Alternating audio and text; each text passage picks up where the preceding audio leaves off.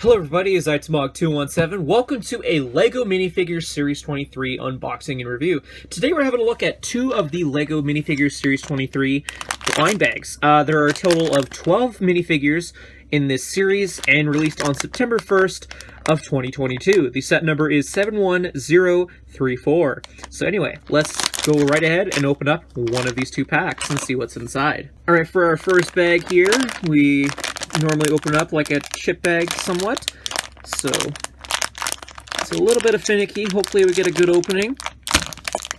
Oh, it looks like, yeah, we got a decent opening. And who do we got? Oh, we see a base plate. We've seen some dark blue pants. I'm thinking we got ourselves the ship captain suit guy. So here we have the Ferry Captain. This is honestly an impressive looking costumed minifigure. I've never been a huge fan of a lot of the costume minifigures with whatever they've released in the past. Like the race car was okay, but other stuff like that, like it was alright. But this one's actually pretty good. You have a huge boat piece, which if you're trying to feel for this minifigure, definitely the boat piece is the easiest to look for. It's just a huge chunky piece.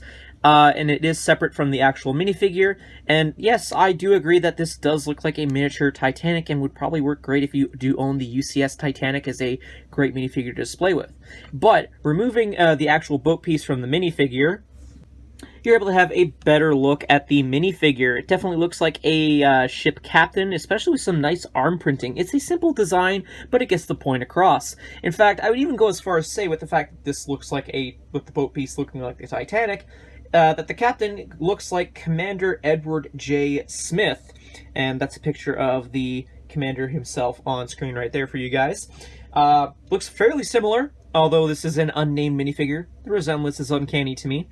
I do believe you have a new and exclusive captain's hat piece. Again, exclusive probably to this minifigure. But overall, cool design, and looking at that boat piece again, it could definitely fit in a micro-scale build environment. And it does have individual smokestacks made out of these red clip Technic pieces, so feel for that as well, I guess, for confirmation. In terms of extra parts, this is all that I got in my copy of this CMF. Alright, now we're going to have a look at our second character, so let's find out what it is. Again, using the same opening technique, hoping we get a good opening. Ah, it's a bad opening. I gotta use the X-Acto knife. Man, it's so hard how to open these CMFs sometimes. Alright. Opening this up all the way. We have the checklist, which I forgot to look at before, but we'll have a look at the end here. So, our first item is the base plate. Second item is this red lightsaber piece. Then we have a helmet in light bluish gray. And it seems, oh, we got the Knight of the Yellow Castle. Alright, so here we have the Knight of the Yellow Castle. This is probably the most amazing figure out of the entire series. And with the release date of September 1st, when it's so close to being 90 years of LEGO, which is what they were celebrating this year, this is definitely a minifigure that pays homage to that, because it's based off of a very vintage castle faction. So I could definitely see a lot of people army building this already. In fact, as of the time of this recording, I have seen a lot of people saying they are trying to army build this figure. So if there's still any around by the time this video releases, definitely go and pick yours up because it's going quick. So it does have a nice exclusive, as of the time of this recording, printed shield with that old faction logo, as well as on the breastplate armor piece, so that's pretty cool. You do have a little horse piece, which, according to my research, is a tribute to a LEGO product that LEGO released. It was a hobby horse that was released in the early days of LEGO, image shown here for comparison. So that is actually two pieces using a lightsaber blade piece in red, as well as having the horse head being an individual piece that you can attach to that, so that's pretty cool. But if you don't want to have the minifigure displayed with the horse, you do have the option of displaying it with a sword, therefore playing into more of the whole army building idea is that, you know, if you got rid of the mid legs that this minifigure also has, you could just swap out the mid legs and maybe the head, and then boom, you got yourself a knight. Now, of course, removing all of the armor on this minifigure, you're able to have a better look at the torso print underneath, which again has that classic logo. I was actually quite surprised that LEGO went that far as to actually have a printed torso. Like, it should be obvious at this point that they would do that, but to me it was quite a surprise.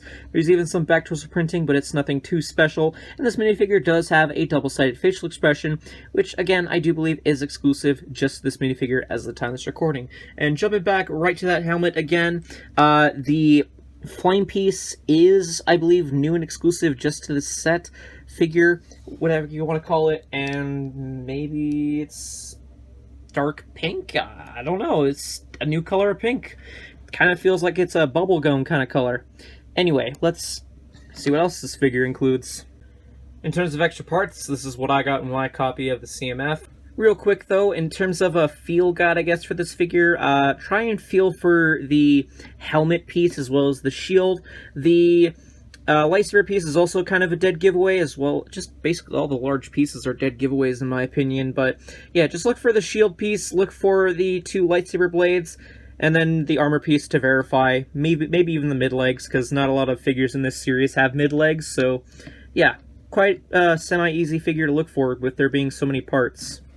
Taking a look at the checklist that is included in every CMF in this series. Again, there are 12 to collect. Definitely like the orange background, although it does feel a little similar to another series that was, I want to say Series 18. It was the Party CMF series. Similar packaging is what I feel, at least, I think. But anyway, on the back it tells you how to assemble the elf figure and the Knight of the Yellow Castle minifigure, as well as the Titanic figure. I don't think you really need to know how to assemble the Titanic minifigure, but anyway. And you have the reindeer popping out, little win on the back, and of course these can all fold up into a nice little pamphlet that you can take with you on the go if you're trying to look for certain minifigures. Overall, I think these are probably the 2 most solid minifigures in the series, so definitely suggest picking up these 2 specific minifigures. The rest are kind of weak in my opinion. It feels like you get more bang for your buck with these 2 ones, with the fact that you get a really big molded piece with the Titanic guy, and then just like an army builder, plain and simply with this one. So yeah, those are the 2 I could recommend getting. As to the others, they're a pass in my books, so yeah, anyway. Those are more or less my thoughts. Let me know yours in the comment section down below. If you enjoyed this review, make sure to hit that like button, subscribe if you're new to the channel, all that fun stuff. Anyway, thank you everyone so much for watching, and I'll see you all in a future video. Until then, I'll see you later. Bye.